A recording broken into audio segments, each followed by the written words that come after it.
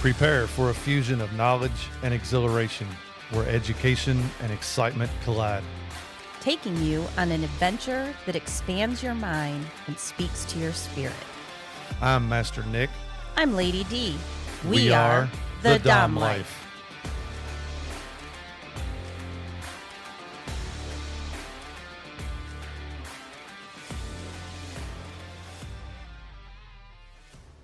This podcast contains sexually explicit topics and adult content.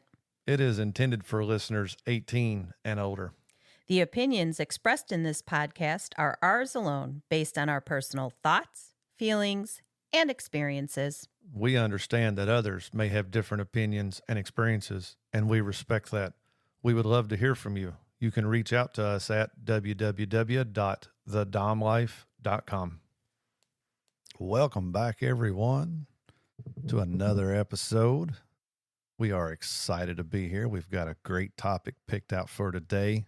Yeah, I'm very interested in it. Yep, it should be a great discussion. But before we get into the topic, so just kind of a recap from last week's episode on cupping, just so everyone knows, I did purchase the glass cups so that we can do fire cupping. Yes. And then we recently found out from a good friend of ours, Milady Kay. She mentioned of a skill shop that is happening in Lexington, Kentucky on March 5th. It is playing with fire. And so she told us about it. And I think that we have plans where Lady D is going to stay behind. Yes, sadly, While traveling is not an option right now. Traveling is not going to be in her near future that far. So Milady Kay and myself plan to attend that skill shop. I hope to learn a lot about fire play. Again, it is something I'm interested in. I want to learn. I can watch YouTube videos. I can read all I want, but actually being somewhere where they're teaching in person, where you can ask questions, where you can actually see it firsthand, I think is going to be huge and beneficial for me. I'm so excited for you. So, she sent it to me first, and I was like, Master Nick is so interested in this that I'm sure that he'll want to. I said, I just don't think that I'm going to be able to attend. Yep. So yes, if you have FetLife, check it out. It is March 5th, Lexington, Kentucky, skill shop, playing with fire. Playing with fire. So hopefully, if all goes well, I get to enjoy all of that, don't I? Yeah, you will. And if all goes well, we will be able to attend. I will be able to attend and come back hopefully with some new skills and ready to light shit on fire. I plan to be ready for it this coming up weekend. Is that this weekend? No, next weekend. All right. So the following weekend, just expect that I will have little bruises all over from fire cupping. Hopefully. Of course, you won't be able to see it on camera here, but I might put one right in the middle of your forehead. No, you will not. That way it'll show up. No, sir. And then also, so in another announcement that we have, again, we talked about it before, but our really good friends at Club Tempted and some wonderful friends in our circle are putting together a silent auction / benefit to help with hospital bills and stuff due to Lady Dee's accident. They have picked the date. It is going to be at their St. Patty's party, which is March 14th at Club Tempted. If you are someone who has something you would like to donate, or if you would like to attend and have more questions, reach out to us. We would be happy to direct you to the people to help if you have a donation or if you have any questions. Keep in mind, Club Tempted is a members-only club. Yes. So in order to attend, you must go through the membership process, get approved, and buy a membership in order to attend that night. But it looks like it's going to be a great fun-packed night. They're having the burlesque dancers will be there. Our good friends, Sir Dante and Zora from Ex Libras, will be doing a BDSM demonstration. And there will be a lot of nice items for auction and raffle. Yeah, I guess that leads to like a quick update, right? Yep, let's do an update. So I have been feeling way better. I was given an anti-inflammatory medicine as well as a nerve blocker. Oops. Um, and both of those things together help to alleviate some of the main problems I was having. So I was really excited because I had a return to work date because of insurances and stuff like that and healing. It had to be at 30 hours a week. So I started last week and I had a lot of trouble. Yeah. So I feel like I've taken 2 giant steps backwards. I'm not walking as freely as I was the week before. I'm in pain constantly. I think it was just sitting up, being forced into more of a 90-degree position, getting up, walking across. So I have a doctor's appointment this week on Tuesday, and I'm getting an orthotic made on Monday, and I have an orthopedic appointment on Tuesday. So we'll see what it looks like. Right. There might be some adjustments to my return to work or adjustments to what I can and can't do. Yep. So it really sucked because it inflamed everything again. So the things that weren't hurting began hurting again. But here's the thing, steps forward. Where if I recognize that it's not a straight path from injured to heal to totally perfect. So this is just a small bump. But I mean, I haven't worked for 5 months and I was really excited to get back into it. Yes, she was. Especially seeing people other than my husband who I love. I love my Dom. But it was nice to see other people and interact with other people. And it's kind of sad that it caused that much. I mean, I just literally either slept or cried the rest of the week. You was asleep every night in the recliner when I got home from work. And that's where you stayed and remained the remainder of the week. Yeah. Every night. And in case you were wondering, your Apple Watch tracks you.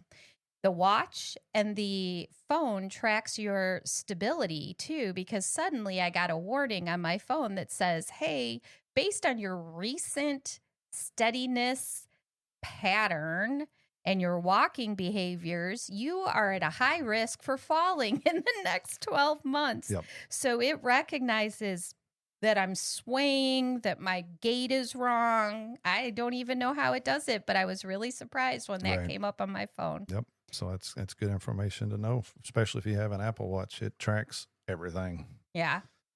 All right. Let's get into today's episode. So today's episode, we are talking micro reactions and calibrating patterns and intensities while during doing a scene. Scenes. Yes. Yes. So it is something that it is a skill that you have to acquire. You have to learn how to do this. You have to learn your partner. You have to learn their movements. And it's best to learn them outside of a scene. Yes. And that will help you tremendously while in a scene. You will know their patterns. You will know their reactions. You will know how they react and how they act and their breathing patterns and everything. But sometimes that isn't possible. Correct. Sometimes the only time you see the person is during a scene. So as you're new and as you are growing, this is some stuff to watch for, to focus on, to understand, and then that will make you ultimately a better dom or a better top to the person that you are topping. And I'm just going to say that prior to the BDSM being part of our life, which was basically from the start, but it was a slow build. It was a build. Prior to that, you were still the type of person that is intently paying attention to your partner. Oh, yeah. So even prior to this, when we had sex, you would be staring at me. You never close your eyes. You stare at me. I watch your eyes the whole time, watching what my reactions are, because that lets you know where I'm at and how you're doing and if something needs to change. Right. And you'll notice a flinch by just my eyes and my face Your facial expressions. when something isn't comfortable. Correct. And then you stop or adjust. And I'm very grateful that you had that skill. Right. Because I don't think, I think people get into their heads so much that they're not focused on their partner. And that goes back to me, and I've said it before. I don't know if I've said it on the podcast or not, but for me, one night stands sucked. I hated one night stands. We are, in with a lot of swinger people, that do swing. That's another reason why I don't want to be a swinger. If I going to have sex with somebody, I don't want it to be a one-time done deal, move on, for that reason. And it's how I've always been. It's not something that I just thought, ooh, I need to do this. It was instilled in me somewhere, somehow. I don't know how. But yes, during anything intimately, I'm watching your eyes, I'm watching your breathing, I'm watching your facial expression, I'm watching your mouth, I'm watching any signs of pleasure or pain while doing all of it. So the 2 times in my life I did have a one night stand, I fucking hated it because I catch myself going, why am I paying so much attention when this is never going to happen again? Right. And I can't get out of my head of doing that, and then just to let go and enjoy it. For you? In the beginning, right from the beginning. I mean, I don't know. I don't know where it came from. I don't know how I acquired this, but when it came to intimate stuff, that's how I've always been. Each time I'm intimate with somebody, I want to watch and pay attention, and I take note of the little smiles that you give, or when you do the good kind of breathing, or when your eyes roll back in your head. Those kind of things I keep in mind, and I try to remember what I'm doing at that moment, so the next time I can build on it to make it even better. But I'm also looking for anything that I do that you don't like, and I know, okay, we're not going to do that no more. We're going to try something different. But yes, that's been since day one for me, on how I do. Yeah. The other day we were trying something, and my reaction was kind of like, all right, I'm thinking about it. You're like, I don't think that's working. We're just going to stop. Yep. And you paid attention. Oh, yeah. I wasn't even. I knew it before you knew it. That is exactly true. And I'm like, oh, thank you. Yep. Yeah. Yep. So, all right. So let's get into reading micro reactions during play. And again, this can be play. This can be outside of play. This could be sex. This could be a lot of things, especially if you're around your partner on a normal day activities.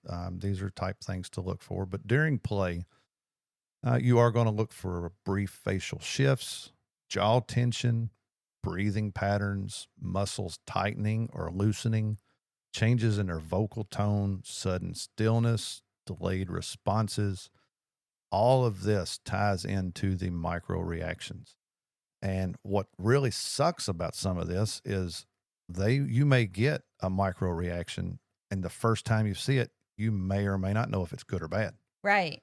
So ultimately, the more you get to know your partner, the more you get to know these micro reactions. That's when you can really start putting these into effect and implementing them. Of, all right, they are not enjoying this. I need to change to something else immediately. Or yes, they are enjoying it. I'm going to stay right here for a little bit. This is part of the reason that you start slow when you're doing a scene. So if you haven't scened with somebody before, the first couple of times you're like, I'm not even going to take you close to your limits. Correct. That is not what my goal is. My goal right now is to make sure you're enjoying it, and for me to see the body movements. That, yes. Yes.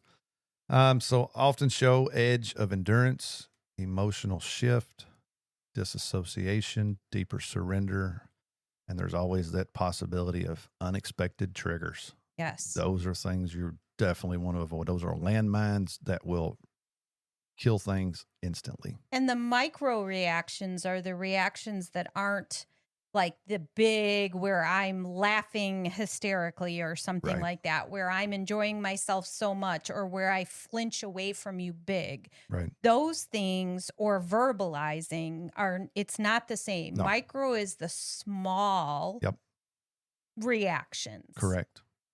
So what would be some of your micro reactions on like a brief facial shift or your jaw tensioning? What kind of signs would that give somebody? Well, if my eyes are crunching up a little bit, I'm doing it for the people who are listening. If I'm crunching up a little bit, I could be showing discomfort. So if I'm very engaged and I'm looking at your face and then suddenly I'm not aware, like you could snap or whatever, that could mean that I'm having a disassociation where Correct. I'm not currently in the moment and something might be triggered Yep. and I might be locked down. Correct. There's also times when if my mouth goes up, like a little bit of a smile or a Right. grin, well, obviously you've hit a great spot. Right. I'm enjoying it. Yep. A lot of times when we play, though, in terms of impact type play, you're usually, not always, but you're usually faced away. So Correct. now you've got to pay attention to body movements. Correct. Yep. And for some of you, I mean, everybody knows, I mean, there's that running joke. Oh my God, you've got a mirror on the ceiling so you can see. Feel free to place mirrors behind your, and behind the cross to where you can still see the facial reactions if you need to, especially the first little bit, because facial expressions are usually the first indication of pain or pleasure.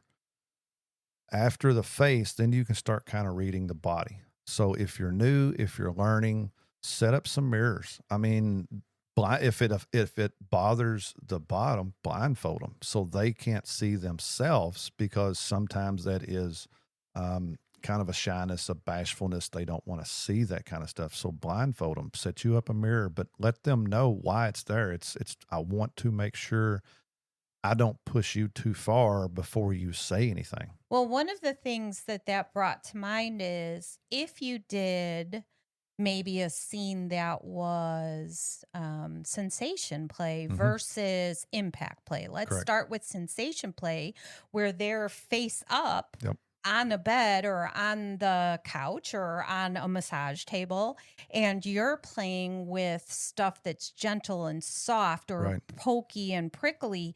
You can then start looking at their minor facial and body reactions. Correct. So that's a way to do it where it's not instantly in the impact Correct. possible pain, but on the pleasure side of it, so that you know the good things to Right. look for. Right. And again, with that, knowing the good things is great.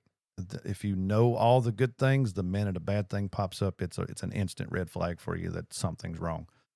So yes, and again, a lot of this is just knowing your partner inside and outside the bedroom, the scene, all this. Some of you may not have that option, but this is how you can learn. And again, if you don't know your partner, what you get is you get the larger body signals that are pretty obvious, Right. or you verbally communicate. That's one of the things that with rope that you deal with all the time.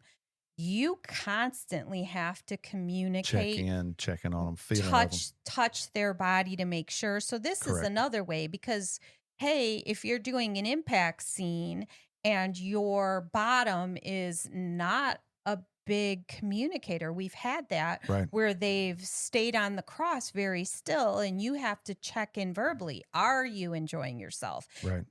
So one of the ways that, if that's the problem, one of the ways to ensure is verbally checking it. Correct. That would be the top, doing it to make sure to get a response out of the bottom while doing that. Are you happy? Is this where we need to be? Right. But we prefer, as a dom, when you're doming, when I'm topping, I prefer not to interrupt a scene with verbalization.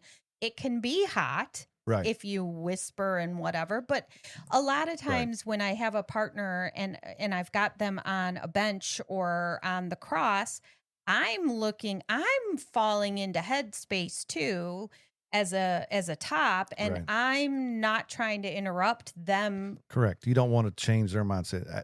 Asking questions where they have to give back feedback kind of brings them out of that headspace a little bit. So but you're what? In the beginning, yes, when you're not looking to push, when you're not looking to see how far you can go or what they can take, in the beginning, that's where you ask the questions. Do you like this flogger? Does this flogger feel okay? And then let them answer that, because in a new situation where you're trying to learn each other, nobody's really going to get into a headspace anyway. Right. Or shouldn't be trying to get into a headspace. Right. It is, the bottom is actually vetting and making sure that the top, they're comfortable with them, that they feel that they know what they're doing, they know how to use the implements, they're going to hit in the right place. So starting out, it is good to ask those questions to require feedback. We've had nights where for some reason or another, we're playing down in the dungeon and we have friends over, and you guys would start trading implements and say, hey, try this, try that. Right. And then we would be able to talk and explain, oh, I like that. Or maybe if it's lower. And those kind of nights are so much fun too. Even though you don't get into headspace, you don't get the space. You get to actually interact in a way that you don't normally in it's like a group experiment then. Everybody's trying the same thing and everybody has different feelings about it. It's something you may not like, but somebody else really likes, okay, well, maybe they're getting hit in a different spot. So not only do we trade up implements, we trade out DOMs as well. Yes, we do. I will start out with you, and maybe Dante uses it a different way than what I know how to use. Well, come here, try it on her. And so not only are we swapping implements, we're swapping spots, and everybody's getting the chance to feel. Those days are so much fun. Yeah, they are. We just got to get your ass healed so we can get you back up there to do that. I'm so excited about all of this because it's been so long. Right. So long. But a good Dom will see, hopefully will see what's going on before anything is said. And that, again, that's one of my big focuses. That's one of my major focuses. It always has been, and it probably, hopefully always will be. But even when I have somebody new, I, again, will not push them. I will intensify little by little by little. Right. But as doing all of that, I'm watching for body movements. I'm watching the breathing patterns. It's amazing how you can see somebody breathe on from their backside. Right. And you're paying attention to that. And you're paying attention to the wiggles, or maybe they're leaning into you, or maybe it's starting to get too hard and they're starting to lean away from you. All of that is good signs to know on when to adjust the intensity on it. And we'll get a little bit more into the intensity here in a little bit, but paying attention to body movements. Everybody has them. I let you know, we've done it so long that I don't even have to verbalize at all. Usually no. You can pay attention and you will know whether I'm sinking into something and enjoying it and want more.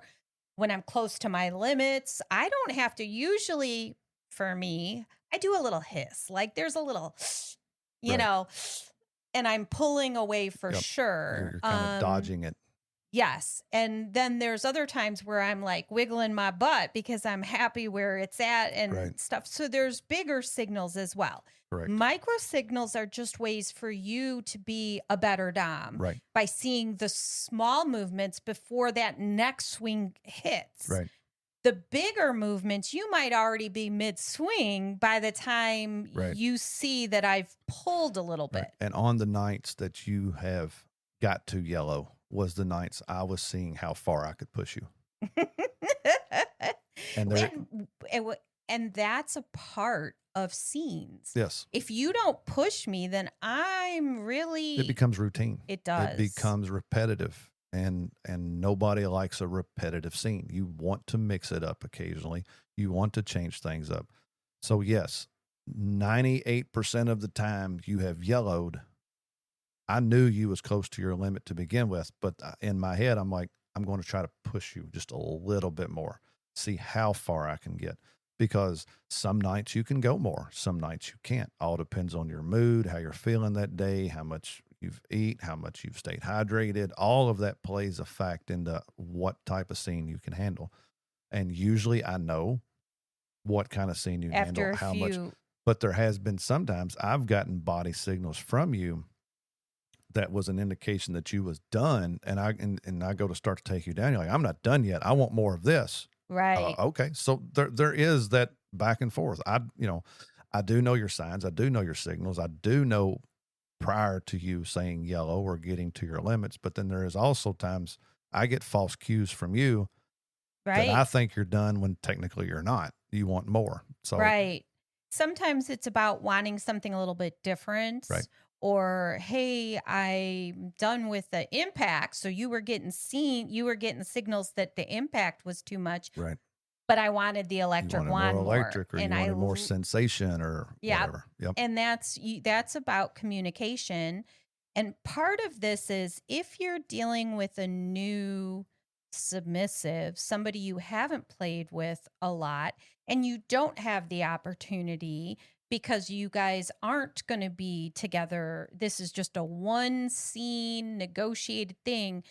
Take your negotiations to the next level. Yes. What areas of your body do you like hit? What areas are off limit? I mean, you have to ask the questions not just about what the negative is. Right. Like some people think about the negative, like, I don't want you to have a trigger that's going to cause a problem, but you also want to find out where they like it, where you like it, because everybody has different preferences about.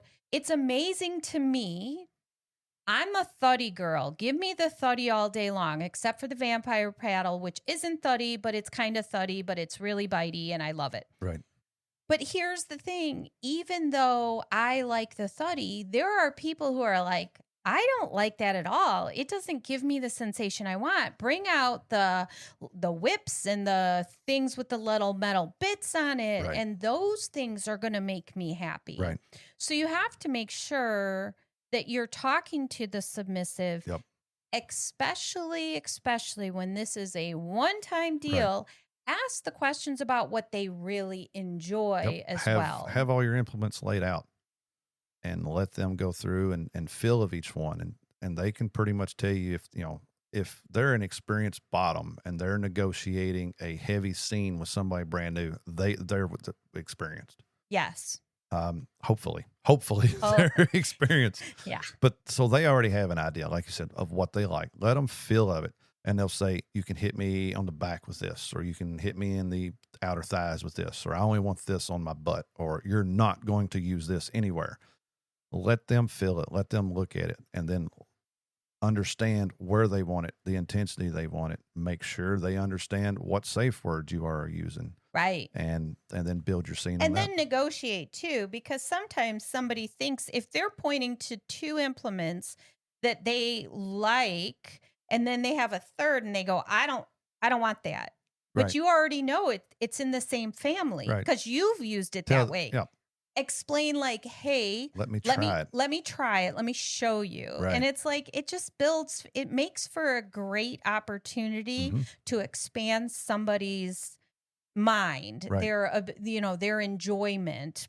So, correct. And then maybe there's a little bit of fear of getting hit by that. But then when you do it, they're like, wow, it is just like the implements I do like. Exactly. They may find another new toy that they like. So the micro reactions, I know that one of the, like the tensing and the stuff, but one of the big tells for triggers is when somebody's face goes kind of dead.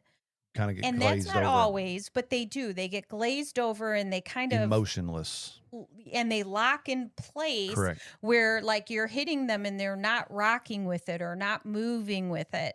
And those are things that you need to be really well aware of, because sometimes when people are triggered, they're unable to communicate. Right. They get kind of pulled into a back memory, a flashback. Yes. Yeah. So it's very similar to PTSD and war heroes and military and my accident, like a trauma related one. They kind of get that glazed over look. They get emotionless. They get very rigid. Yep. They don't speak. Their breathing pattern changes. I'm sure you saw that a lot as an EMT. That where there's PTSD, people when the accident happened and they lock down. Yep. Yeah. So that is definitely a trigger warning that they are experiencing something. Keep in mind there is, and I say this because I have had a submissive tell me this, that when they are really enjoying it and when they get into their headspace, they go still and quiet. So knowing that prior to is very helpful. And what you could do is if they're starting to get into their headspace and you're seeing that reaction, you can ask, what is your color right now? Because if Right. they say green, now you know You that know where you're that's at. their signal to you. Yes. All right, let's talk a little bit now about calibrating intensity in real time. Woo! So, one of my downfalls as a Dom that I have picked up on and I have noticed is I am very repetitious. I have a pattern. When I'm using a flogger, I have a specific pattern that I do. And I have caught myself this a few times in the pattern. So trying to break myself of that. But for me being, as oriented as I am, that's what I do. I'll hit ass, ass, ass, ass, back, back, back. And that is the pattern, which can be good. Right. If your submissive likes that. That way they know what to expect when it's coming. But I've noticed you change that up. and it was after an interview with Sir Dante where he talked about patience and making them wait and keeping them guessing. Sometimes you don't want your submissive drifting off into a headspace. You want to keep them guessing. You want to make them think, I don't know where the next hit's going, how hard it's going to be, or when it's coming. Right. So occasionally now I will break that pattern. But in doing that, you got to learn how to calibrate the intensity. Right. We always talk about starting a scene, especially an impact scene, softly and building up. We do know of some masochists that love pain, that love to be hit as hard as you can swing it. However, they don't like to start off that way. They want a little bit of warm up because they want that blood brought to the surface. Otherwise, you're hitting cold skin, and man, that's not fun. So those are set up for punishments, but even I'm sure there is some masochists that will say, we're not covering everyone. Hit me as hard as you want to first time. What we're saying is it is best to build up. Everything needs a warm up. You're going to run a marathon. You're not just going to put your shoes on and take off running as hard as you can. Right. You've got to do some kind of warm up, some kind of stretching, some kind of anything that you want to do. The same thing goes for a BDSM scene, pretty much in any scene, whether it's electric, whether it's impact. Sensation, it's kind of hard to really intensify on sensation, but you can start soft and then build to the more bitey or pokey things. Right. But everything should have a build up. If you like the patterns, there's nothing wrong with that.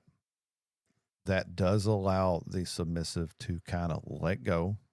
There's nothing to think about. They know the pattern. They can then drift off. They can do what they want. But keep in mind, if you do the same pattern every time, day in, day out, eventually it will get repetitious. It will get boring. Yes. So keep in mind of that pattern if you have one, and occasionally mix it up. When building up, so you've started your warm up, you've got them nice and warm, you start intensifying. Now is the time to start watching for these micro reactions. Are they kind of wiggling their butt? Are they, is it an enjoyous movement? Does it look like a dance? Are they like on the dance floor? And it's just I can't explain it, but it is just so beautiful to watch a submissive do this little dance on the cross to let you know that they aren't enjoying it. And then as you intensify, you start to see a little bit of that dance go away and their body will start stiffening a little bit. They're kind of pulling away from you a little bit. They may be all the way up against the cross now to where they're as far as they can go. On those moments, bring the intensity back down. Bring it back down to softer swings, maybe change up an implement, mix up the pattern where you're hitting, maybe, go fully from shoulders down to ankles, just barely flipping the flogger everywhere, mixing it up, get them back into that position where now their body's doing that little dance again, and then start intensifying again. That is, to me, one of the most beautiful sights to watch. I agree. I have done it enough times where I really enjoy amping it up, getting that flinch, and then immediately backing it down doing something different. Right. One of the submissives that I get to dom sometimes, I love the way that they flinch when I take my nails across something I just flogged. Right. Like, to me, that's pleasure. But they like it. Right. It's an enjoyable thing. Correct. They hiss and they pull, but then they lean right back into it again. They want more of it. Yep. Another thing that I've noticed on some while on the cross is their knees buckling. So not only are they pulling away from you, but they start buckling their knees to kind of like, it actually helps pull their ass in further away from you when they buckle their knees. Raising up on their tiptoes. Sometimes it's a good thing. Sometimes it's a not. You really have to pay attention so it's on that knowing one. that person and raising up on their tiptoes. Are they arching their back to bring their ass closer to you, or are they going up on their tiptoes to pull away from you? So all of this ties together. There's just because are their shoulders tensing up and coming up towards their ears. Right. Yeah, there's a lot of tells that you've got. So even if you have somebody on a bench, the movements are the same. Their butt pulls away from you or leans into you. There's a wiggle that they're enjoying. Like, whoo, that was on a bench. You're try to watch their hands.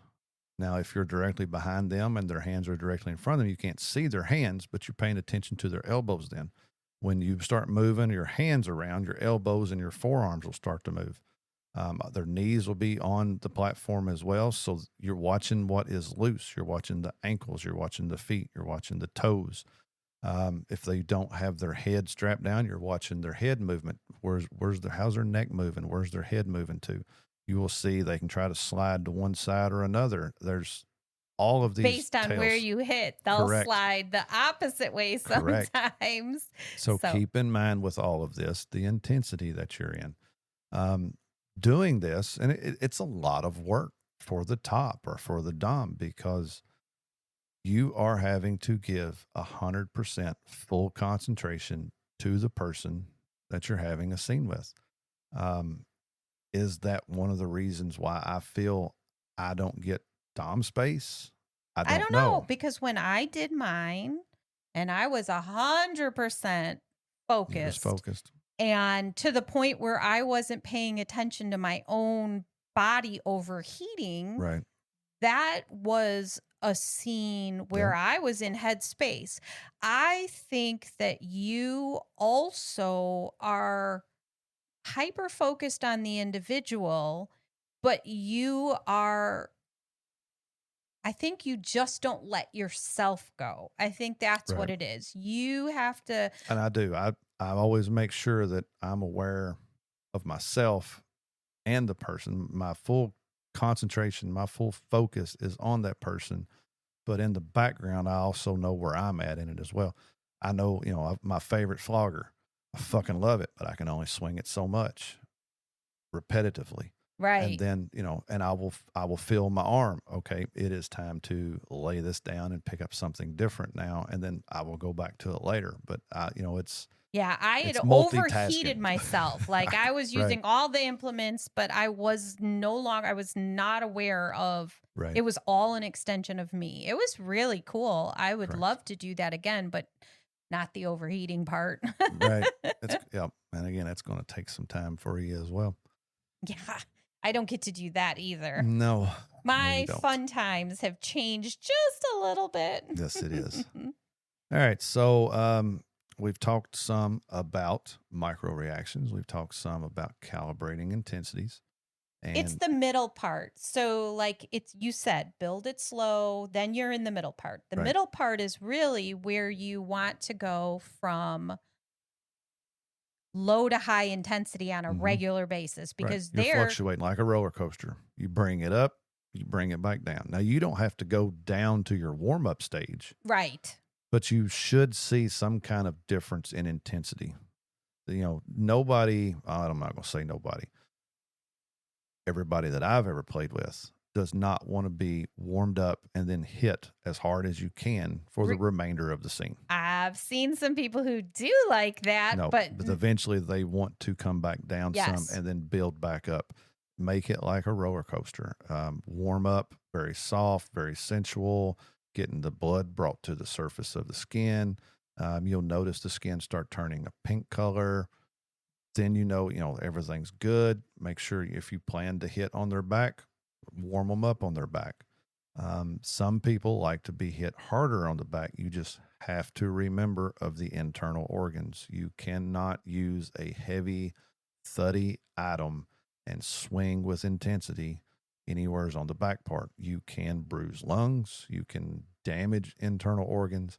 But it is a place to hit as long as you're watching the body reactions, as long as you know your intensities.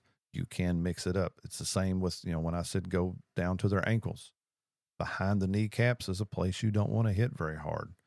The inside of the thighs, you don't want to hit very hard. But man, that's fun when you hit. But you can brush against it. You can hit it. You just don't want to be swinging with intensity. Right. There is a few times I will take the flogger and come from the floor up and make it hit between the legs of my bottom. It's hard. I can't swing that hard going from floor up with a flogger anyway. Right. I wouldn't want to swing it very hard, but it changes things up. It makes them go, oh shit, what the fuck was that? And that's the difference in the patterns and the rhythms. Can you do the same thing with, say, an electric wand? Yeah. How do you do that? So with the electric wand, obviously I never start off with the highest intensity. I always start off low. Most of the time when I start off, most people will go, I don't even feel it. Okay, well, that's good. I know now that I can go up. But if they not everybody, because some people are really sensitive to it. But that goes back to the communication. Once I've played with you a few times, like I had a scene last night. I didn't start off with the lowest intensity. I have played with this person enough. I have seen her in other scenes with her dom. I know what intensity she can handle, and I knew she would have laughed at me if I would have grabbed the lowest intensity one. So I started off with kind of a middle intensity, but it starts the same way. You start off slow, you build it up, you hit them, once you get them warmed up with the electric, hit them a few times with a high intensity, come back down to a medium intensity, and it's a roller coaster ride with it. Okay. And one of the things is by changing the implement, the tool on the end, the electrode, right? That's what it's called. By changing the electrode, you can change the intensity. Correct. You've got the dial. I've got the dial to fine tune it. But and some of them, like the metal ones, have a higher intensity. They start off at they a higher. Hit me and they just, yeah. So that's a big difference. Most places where you buy the electrodes at, it will usually tell you whether it's a low, medium, or high, or some of them have a 0 to 10 scale.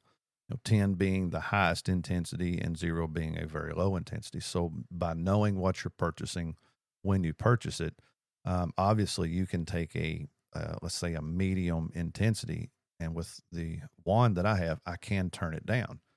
Now it's not as bad. So you might go from a 5 to a 3, but you're not going to go from a 5 to a 1 with that.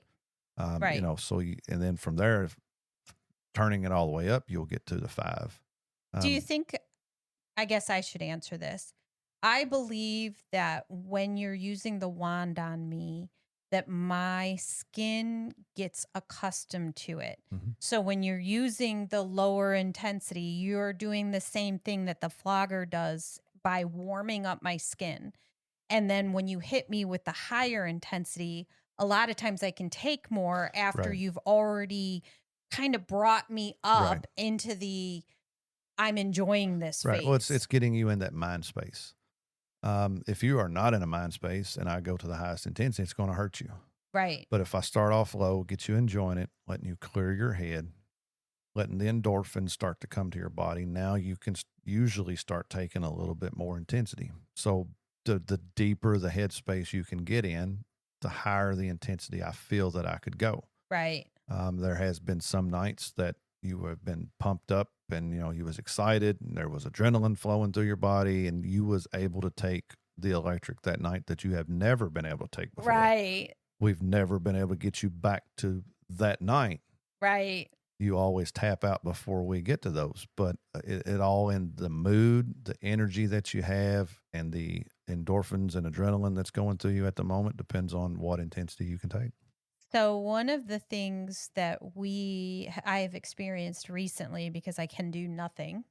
I can't do nothing. I can do some things. We played with the cups. Yes. So we played with cups. I also had a friend that came over and did massages on me, trying to alleviate this week some of the issues that I was having. And she did cupping on me as well. And one of the things we didn't talk about that didn't come up is placements of the cups and how to do it. Now, neither of these were sexual, so they didn't go on sexual places. This was about pain management, that kind of stuff. And she put all of them on one side, randomly placed all of them on one side of my back and kind of down into my arms a little bit. And then over the course, as each of them started to purple, like started to discolor, okay, it's time to move them. She moved them on the other side. And I was amazed at how well my brain took that. It really... And I was waiting for the next placement as she removed it. Like my body on that side there were so many on it. It was done. And then you switch it. So that's, again, a changing of intensity and paying attention. So one of the things that she did that you have just talked about doing is the movement ones. Mm-hmm. So she took the cups and moved it because what she was trying to do was break up some of the muscle, the tightness. And there's like knots and stuff that you can work, and you can either push them down or pull them up. Right. And one of the things is there are areas of your body that you can take and it stays at the same suction. So she pulled it out, but then she moved it down and away from the center line of your body. And it's just like brushing the tension and the muscle pain away. Right. Well, as she was going down, she got onto my leg, and there was a spot that hurt so bad because it was just the same intensity, but my body couldn't take it there. So you have to be aware of that too. Like, I verbalized it. It was like, oh my God, take that off right now. And so the next time she loosened it as she came down through that spot, just to be more careful of it. But you can, even through cupping, even emotionally during a scene, even when you're trying to do a mental stimulating scene where you're taking mind control kind of stuff, you can still vary the intensity, and you can still pay attention to the micro reactions that you get, even in those kind of scenes.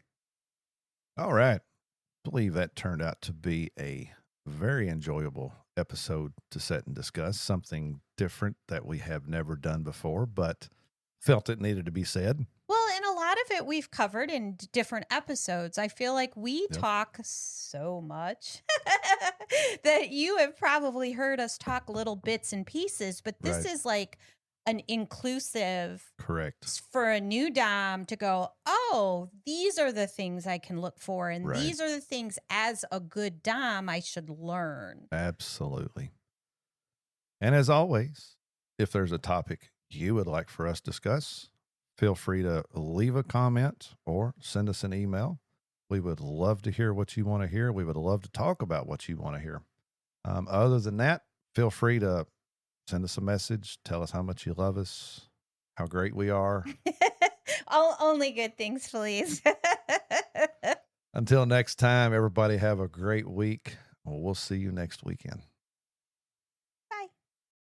Please follow, like, and share our podcast. Make sure to visit thedomlife.com, where you can find pictures and other details about the Dom Life podcast. And through the Contact Us button, you can ask questions or provide recommendations for future episodes. We want to explore your kink too. Be sure to check out upcoming events to see where our adventures are taking us and our photo gallery to where we've been. Thank you for joining us on this journey. We hope you had fun listening and learning with us. Till next time, keep calm and remember your safe word. Red, red, red.